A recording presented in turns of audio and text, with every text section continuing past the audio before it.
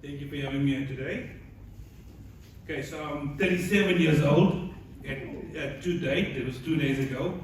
Important that you know that so you can see how much I've achieved in a short time. And I've pushed myself. So just remember one thing, and most importantly, what is competition? Competition is a lifestyle. If you think you're going to compete in a competition and just come up forward and push your best foot forward, you're not going to achieve anything at the end of the day. Competition is a lifestyle. It starts with you in the morning.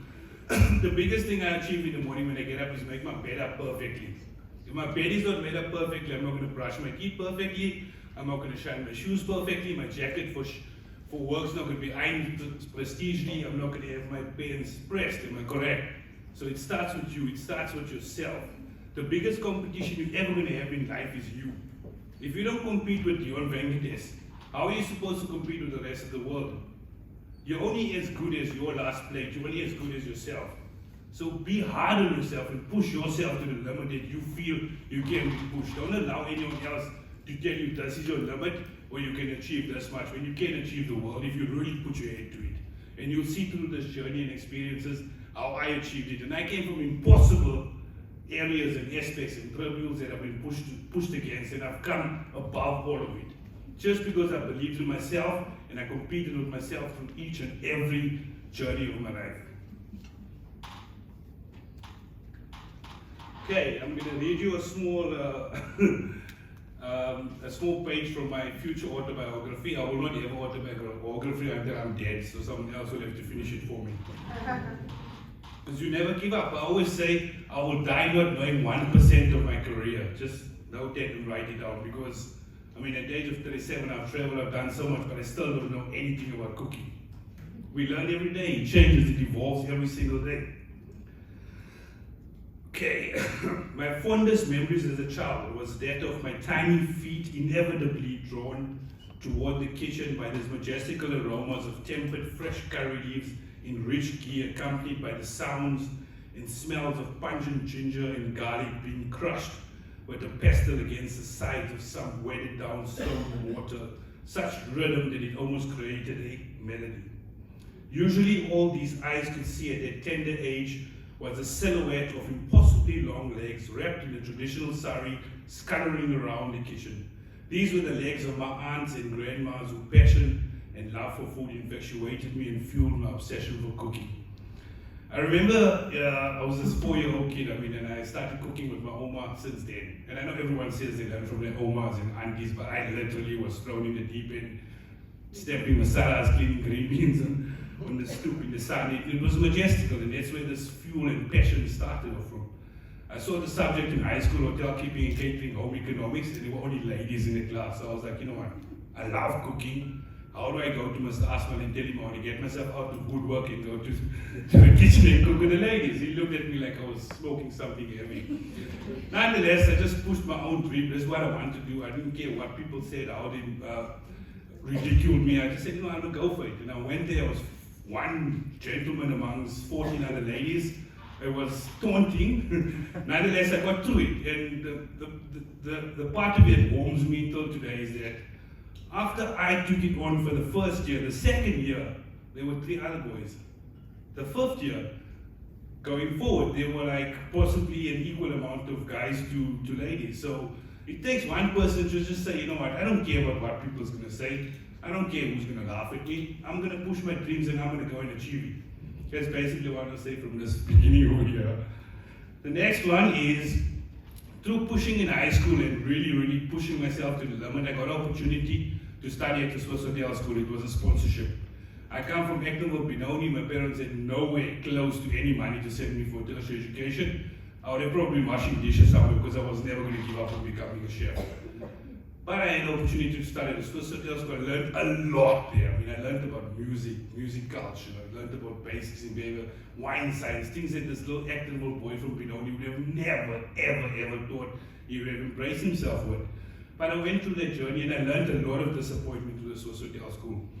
14 of the top 14 students would get sent to Switzerland to do their final 4th year practical in Switzerland. And I was like top 4 throughout the 4 semesters, and I couldn't fathom, like, why was I not part of the 14?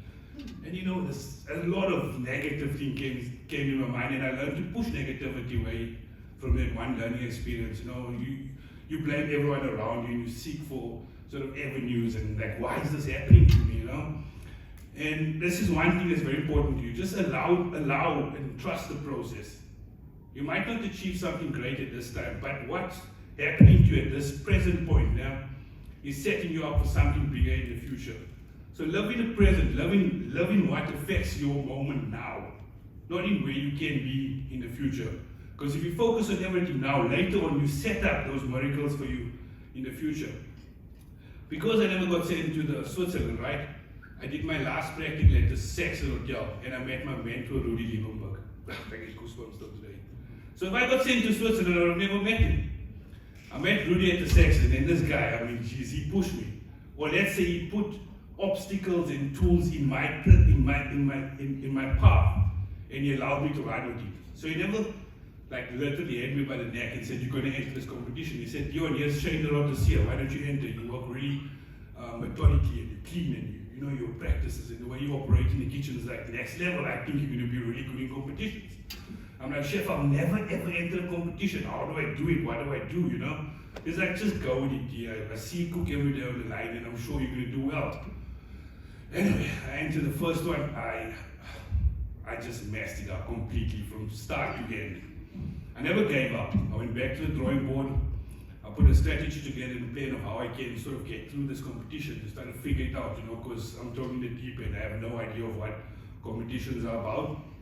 And the mentors and chefs in the kitchen are not the most easily or approachable people in the world. Like, chef, can you show me this? Because they're all like hardcore, you know, I'm this little skinny Indian and nobody wants to help me. So I'm like, you know, buggy you guys, I'll do my own research and see where I go from there. Second one, I failed horribly. Third one, I failed horribly, but I had the best start, I had the best main course. My dessert sucked so badly. I couldn't even say it was this little ice cream that turned into a soup and this twirl that kind of got soggy under it, but yeah, I messed up, right? So I said, you know what, this is the next point actually. I said, you know what, there's my diploma, boom. Right, there we go. I worked at the Saxon Hotel and met great chefs there. Vicky Guruvish is one of the chefs, it's the executive pastry chef here. And the fourth Shane this year, I moved to Cape Town already to come join Chef Rudy in Cape Town at the Mount Nelson Hotel. And Vicky still drew me to the competition, and she taught me a few dessert, like, you know, hacks or sort of tricks I can use to pick up my game. And I went to her, just noted, like, I knew my dessert sucks, so I went, you know what, let's go to Vicky. Vicky, please, man, can you give me like an hour, 2 hours of your time? That's after my shift. I go in, practice with her, and I remember like the ganache, the simple crema is 100 grams, 100 grams, 100 grams, dark chocolate, whipping cream, warm cream, you know, folded together, basic sponge, 2 whole eggs, 40 grams sugar, 40 grams flour. I got it in my head, I've never forgotten it, and that was when I was like 21. So these are things I've always kept with me, and the reason for me succeeding after that Shane this year, the fourth one where I came third place at least, which I was really stoked with myself. It's the first time I actually held a certificate after trying for such a long time. I get there, I was not happy, you know. I'm a winner, I don't care. In many aspects, football or sports I played, I always wanted to win. And for me, the biggest lessons, is important, that I've learned is not through the competitions I've won, but through the competitions that made me go home and cry on a pillow and low in the corner because I don't show anyone I'm weak. But those are the competitions that made me think about it. Where's my weaknesses? Where's my strengths? What can I work on? What can I tweak and develop into a strategic plan where I'm going to go in there and I'm going to kick yes, you know? So I got to think about this now. Through entering competitions now, I mean, they pushed us to do a lot. I entered Unilever 5 times and never got in once. Can you imagine that? Every year, and it's a lot of work, right? Firstly, through competitions, you learn how to develop a recipe, menu planning, basic costings, basic layouts of menus, basic mise en places, basic kitchen hygiene. You learn so much through competitions, which you don't think you're going to learn because you don't look at the bigger picture. So just by entering competition, you're already training yourself and setting yourself up when you become a manager as a chef. So I looked at it, I'm like, fine, I entered, I'm not getting in. And then this one afternoon, I get this call, and it's Heidi Heckman from Unilever, and she's like, Dion, this is a call, you got in. I'm like, cartwheels in the kitchen. I'm running around and bragging to everybody. It was the biggest point of my life, but that's where the hard work started, right? So anyway, getting to everything pays off now. I get this Unilever call. I'm like, okay, now, what do I do now? This is where it's gonna start. So I'm like, I need to train, I need to practice. But now I'm also at such an integral point in my career where I'm a chef de partie and I'm busy. I'm telling you, we're killing it. Like the amount of club sandwiches we do here on the line is over 250 in season. That's just the corner where you're dealing with room service. We've got a chef, we've got the lounge, we've got the bar, we've got in-room dining, we've got banqueting events. So there's so much going on, and at the same time I'm still doing a competition. So in order to get to this, I'm in Unilever now, I'm going to do the regionals, I'm not going to mess this up. I got this first chance that I waited so long to do, I'm going to put the work into it. My shift starts at 11:30 because you know it's never 2 o'clock, you need to be there in earlier just to make sure you got your gears ready for busy service in the evening. I get in at 5:30 every morning. I promise you, for 2 months before that regional competition started. I get the guys to put a mustard basket for me in the evening. I get in the morning, I push that mustard basket, plate up three of each dishes, one for the 2 judges in the kitchen to taste, one for me to taste on my own and to take notes for myself to sort of develop a better strategy so I can practice again for the next day and come back stronger. After like figuring a lot of things out, like the one important thing that I learned is the judges give you the blueprint. They literally tell you how to win a competition. And in any competition you enter, you can get the judges' criteria and rules and how they judge you, the guidelines, you can get it. They tell you 20 points for taste. Come on, focus on taste, 20 points. They tell you you have to use the compulsory ingredients. You know you must use the compulsory ingredients. When you develop your menu before you go in, know what you're going to do before you get into the competition.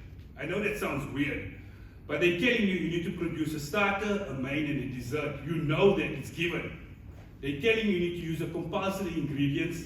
It's a given. They're telling you that on what each dish is judged according to the originality, the presentation, the flow, the flavor. So you already know these things. So what I did is I developed a mock menu setup. It could help you guys. So for starter, I put elements down on the starter, like a fresh pickle. I'll put a smooth component. I put the dressing. I'll put the main component. I'll put a bi-main component. So when I get into the competition, I go to the compulsory ingredients first because I would already have a menu developed around a communal table. I know they're going to give me flour. I know they're going to give me sugar. I know there's going to be cornstarch. I know there's ingredients that's on the communal table. I'll develop a starter, main, and dessert with only the communal table. So when I get in there, it's like chalk and cheese, man. I go there, I take my menu, I just fill in the compulsory ingredients first. Into main component, there's a piece of salmon, pan-fried salmon. There's mussels, I'll make a tortellini with the mussels. So I just slot those in, and then you're so calm. It's the most important thing. That helped me so much because I get in there, in that 15 minutes of setting up and developing your plan, you're not scuttling around like running like a headless chicken. You're already calm, cool, collective.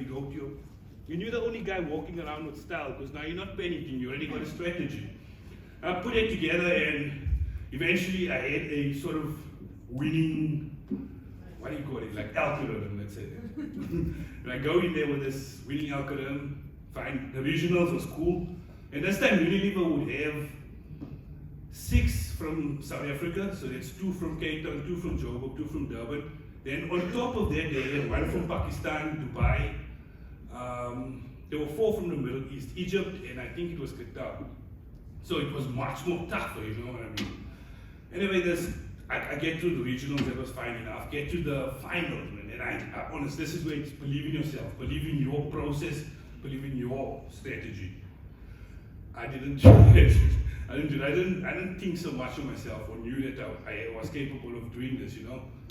So I get there, I put my best foot forward, but when it came to announcing the winners and that, I looked at the dishes going past me and I was like, come on, Dion, you know, your plates are nowhere close to this. Because these guys had like the rabbit crown in this, all like architectural, it just looked insane. I was like, you know what, I stand no chance.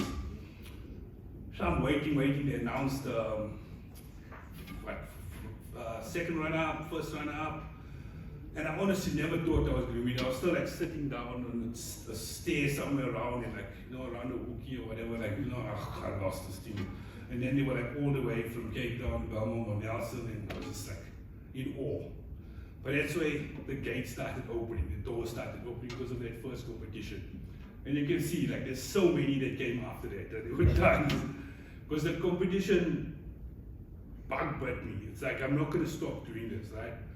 So after the 2011, I couldn't stop, like, honestly. So you would automatically get invited to this Masters by invitation only. First, there was 15,000 Rand in Chef of the Year, just to get an idea.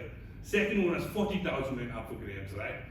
But to compete against 5 of the best chefs in South Africa at the time. So I got Craig Coleman, I got Sean Smith, I got the guys that I looked at as mentors in my career. Now I'm competing against them.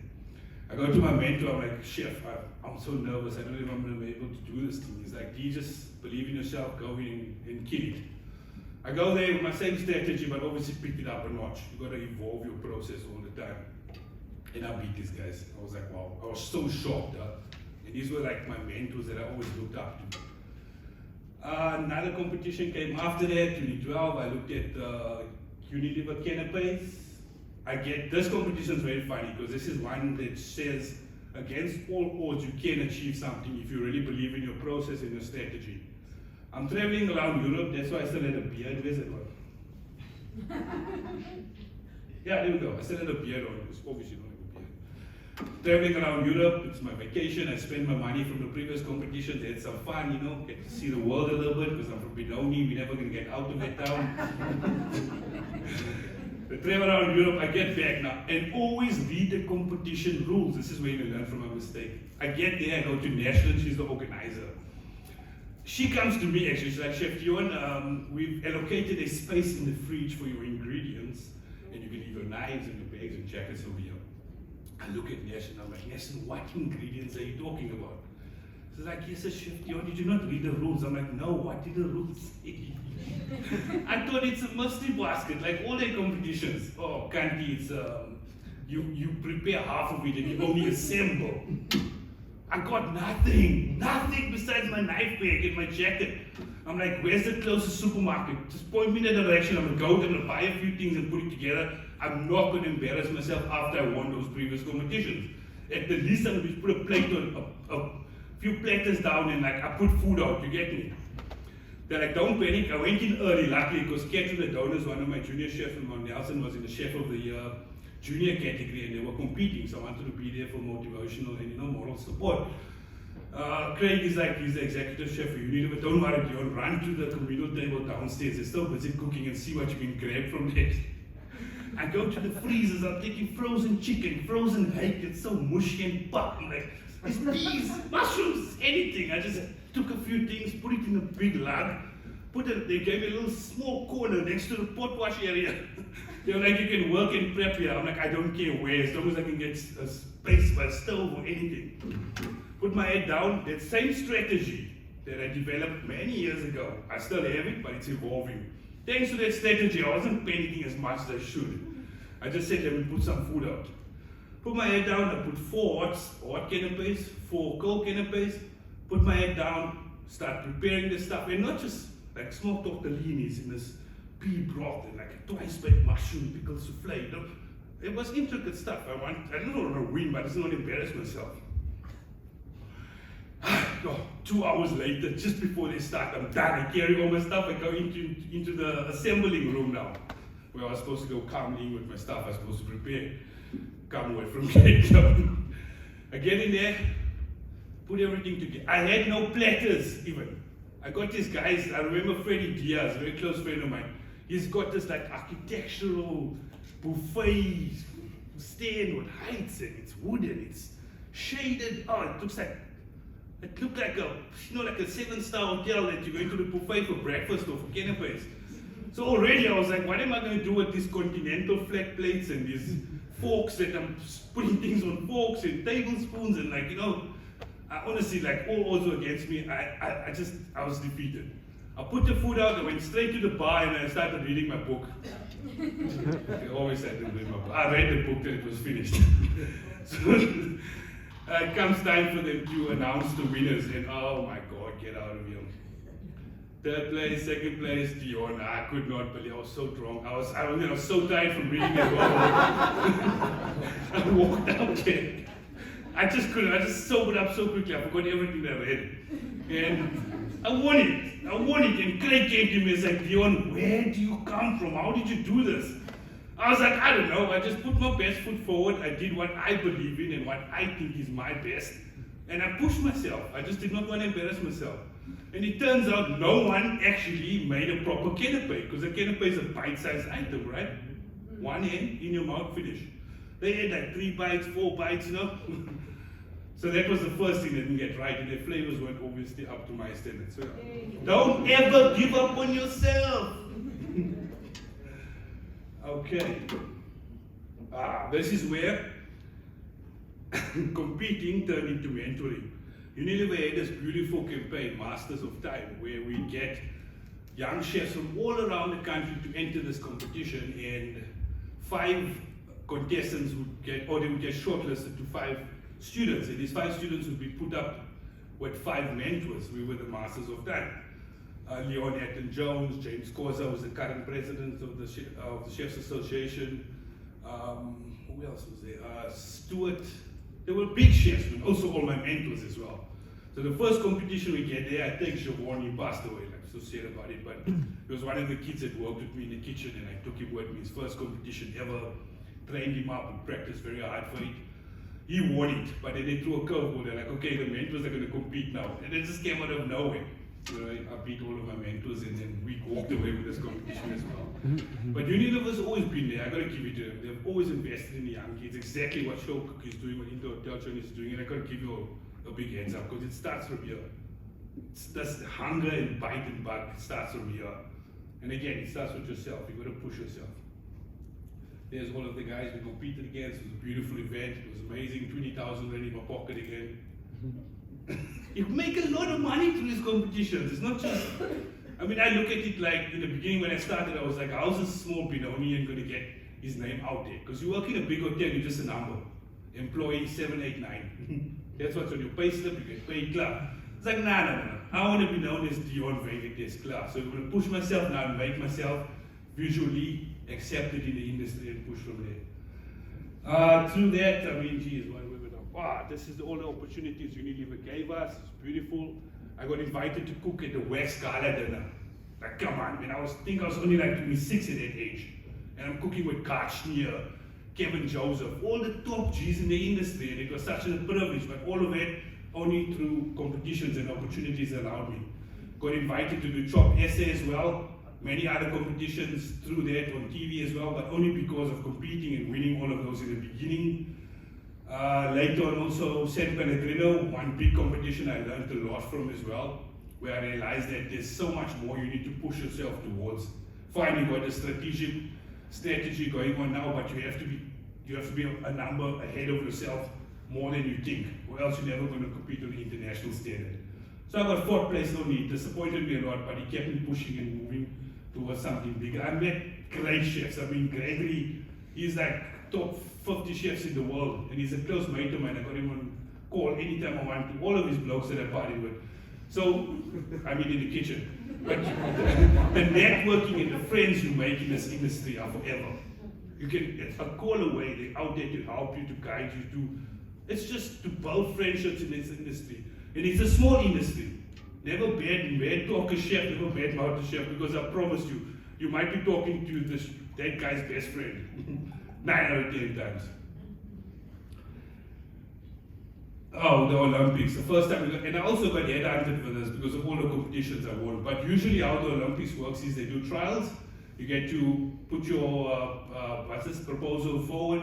They shortlist it, you go for the trials, you present your items, they judge it, they see what it is, they put a team together. But that's just the beginning. Getting into a competition is the easiest part.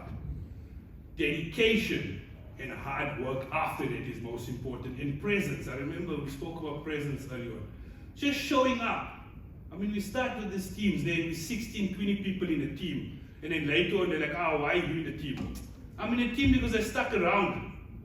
From 20 to 16 people. a month or 2 months before we go to the Olympics. This is 4 years before the time in training, right? You will not believe it. 4 months before we go down, we're down to 8 chefs. And this is from everyone quitting and leaving the team. Because you need to commit on your own. Commitment, dedication. That's hard. It's easy to say, but it's difficult to do. So you get into a competition, fine, that's the easiest part. The hard work after that is what actually sets you apart from the rest. 1 bronze medal there, later on. This competition was big for me because then after losing that San Pellegrino, Africa, Middle East, I got an opportunity to compete in this and I kicked them all out of the park. Egypt, Qatar, Dubai, boom, boom, boom, boom. Won this year semi-finals due to COVID. I couldn't go for the finals. But it's fine, another kid had the opportunity to go and do this year. Singapore competition, you can travel the world as well. I'm going to finish up very quickly. It's a competition in Cape Town, 40 of the best chefs around in hotels. They want to introduce this crescent rating. Long story short, we do an exam, 20 chefs get shortlisted. From the 20 chefs, you pick up an apron. You pick your apron up, you got a matching apron. You find a chef that has a matching apron, that's your partner you're going to do a mustard basket with. My mustard partner was Tamsin Wells from 15 on Orange at the time. We won it. Full paid expenses for 2 weeks. We're in Singapore. One of the best experiences of my life. I experienced Asian cuisine on a different level. My palate just exploded, developed in so many ways I can't even explain to you. But through competing, I spent no money. Through every picture I showed you there was all for free. Just hard work and competing and wanting to win. The travels, all the stuff I did over there. Olympics, won a bronze medal, never ever did SPK in my life. But they throw things against you, you're not going to say no, you don't give up. You train, you learn, you figure it out. Let's figure it out on your own. Go towards, you learn from your mistakes, you win it, you don't win it, you win a bronze. I'll still go back, I'm still young, 37. I need to win a gold in the World Cup, I still need to win a gold in the Olympics. I'm never giving up on that, trust me. There's my table, I was very proud of it. There, I won the Global Chef Challenge, boom. That's more bragging. But it's possible, man, come on, you know what I mean? And I got the opportunity to captain the team. That's why I'm never going to give up on them. But I just hope that we get people that enter and get in and actually stick around until the end. That's the most difficult part of it. Dedication, hard work. Because you don't get paid for your time, you don't get paid to put your own efforts and hard work into it. That's the hardest thing about it. And then Brian Master was one of the things that actually inspired me a lot, because working in the kitchen is you're always cooking in this 4 walls, fluorescent light, and I mean, I never knew that I'd have this love and passion for cooking outside, but this is now who I am today. I love cooking outside. I'm a private chef. Through my journeys and experiences, I got to meet the most amazing people in my life over this past 3 years since COVID. It pushed me into this direction. I was a chef here before, but I'm loving my life. My work-life balance, I get to wear suits when I want to wear suits. I get to travel the world. I'm loving it, and I get to cook in this one enclosed area in Limpopo. It was this untouched Bushman paintings. And we set up a camp and we cooked over there. It was just unbelievable. One highlight as well, I got to meet Mr. Pierre Kaufman last year in person. Pierre Kaufman gave me a full-on, he dedicated his whole half a day just to teach me how to make a classic French stew. Bouillabaisse. Yeah, mentor, but it all started from winning competitions. Just a few things I've loved my life by, and I've never ever stopped practicing these quotes. I just read them for you, it's very important, and then I'll be done with you guys. I still love my life by this, okay? A perfect plate of food is like creating a masterpiece painting. It's not always about the pretty stuff in it. If you know any artist, ask them how much hard work gets put into a piece of painting that sells for millions. It starts from humble beginnings. Honestly. So it's just hard work that's put into that can get you there. Love what you do, man. It shouldn't be an effort. If you're wearing a chef's jacket and you don't love what you're doing, please put it down and get out of my industry. You gotta be in love with cooking. You pass your energy, it transfers over to your food. There's no way around it. We are creative people, we are artists. We are not playing on a computer or... You get what I'm saying? It's an emotional thing, transference of energy. So love it. Cook from the heart. I've said it already. Work extremely clean. Trust me, like competitions are going to teach you a lot of work ethics there. But let that flow into your kitchens. Train people around you that are not aware of it. And make it a part of your lifestyle. It's not only for the competition you should work prestigely. You work like that all the time. It's a lifestyle. Respect the ingredient. If you don't respect the food you work with, how are you supposed to put something beautiful out? Do you ever see a carpenter throw his pieces of wood around, his oak? He looks after it, he nurtures it, he becomes a part of his material. It's exactly the same thing. Respect your ingredient. To be ready when future becomes present. This is the definition of planning. You have no one else to blame if you're not ready for anything in your life. And lastly, we live our life by this here. Preparation up to the point of usage. Mise en place. Okay. You can never move forward if you don't respect and honor the mentors that have taught you and paved the way for you. There's a famous saying I've always respected there. If the student does not surpass the master, the craft is forgotten. So don't be an arrogant chef one day. Trust me, I'll give you anything you want. I will teach you every single thing I've learned. And I want you to be better than me. Because if you're better than me, it means I've done my job correctly. So when you grow up one day, don't be an arrogant chef that doesn't want to teach anybody anything. Pass it forward. Respect your mentors like Rudy Liebenberg. He's taught me a lot, and I've passed everything he's taught me and everything I've learned, everything over to the young students in my career. Because you're the future, and you should be better than us. Or we have no future, right? Thank you very much for your time. I hope you'll have an amazing competition, and most of all, have fun. Enjoy.